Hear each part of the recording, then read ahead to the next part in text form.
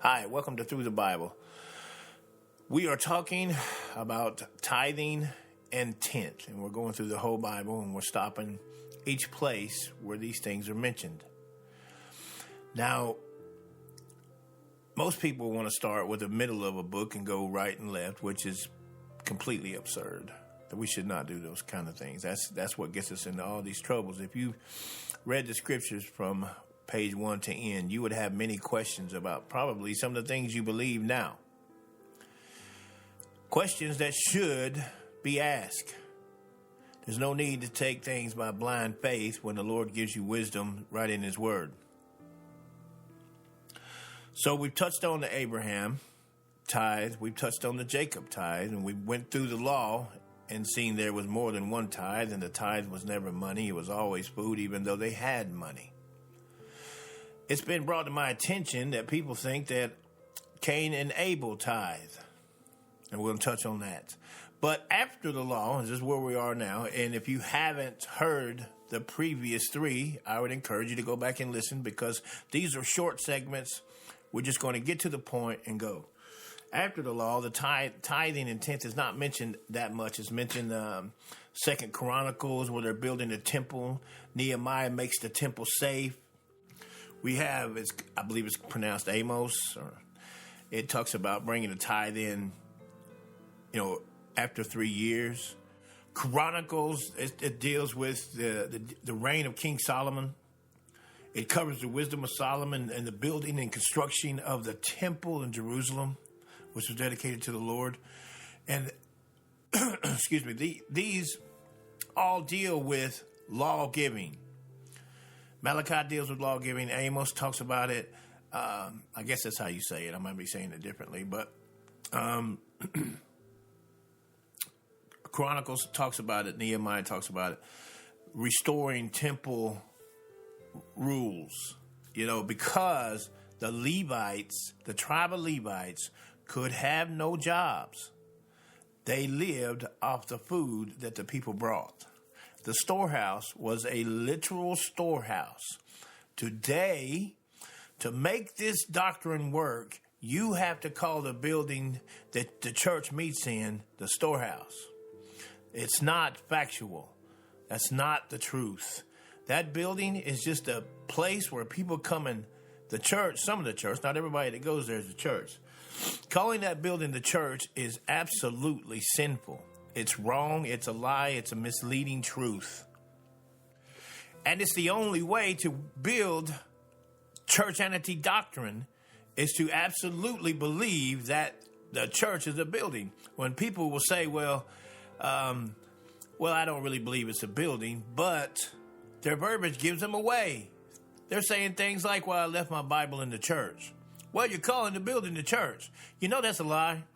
And because we're raised up in these lies, we just don't think nothing about it. But it's a damning lie.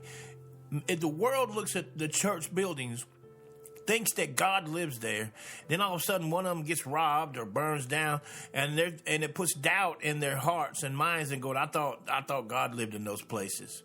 I've heard people call, in a religious way, that the church is holy, holy, holy, talking about the place where you assemble. Well, it's holy meaning set apart. My shoe is holy to me. It's holy meaning set apart for the use of. That's what holy means. People get so religious in their thinking.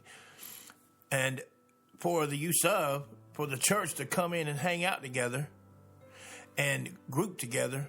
But that's all it is. When the last person, born again believer, walks out of that building, the church walks out with him or her. But to get back to the point, every time after the law, the word tithe is mentioned, and it's very few, maybe a handful on one hand.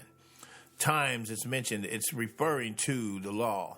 It's referring to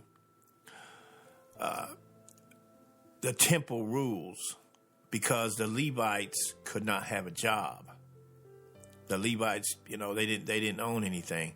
So God used the tithe to feed them and take care of them, and because they were there taking care of the temple the whole time and doing the annual feast and stuff that the law set up. So here's the thing. If you want to give 10% of your income, go right ahead. Give 20%. Give half. I'm not saying do not do that. I don't think the scriptures are saying do not do that if you can afford it. The reason for the teachings is to set the captives free. If you believe that God is going to smite thee, or you're going to get sick, or God's not going to help you and bless you financially if you don't give 10% of your income, just think about what you're doing. I mean, we were raised this way, so we can't see it. Anytime you're raised in a tradition, you have to break free from that family of tradition to be able to see on the inside if it's good or not. And teaching tithing or be cursed with a curse when Jesus became a curse for us, what curse did what did he not die for? He forgave us once for all, not for everything but tithing. It's amazing to me that 80% of teachings in some assemblies is about money. I've been there. I've went to assemblies where most of what they talked about was money. And you know who it really helps? The one preaching it, teaching it. Why would it not?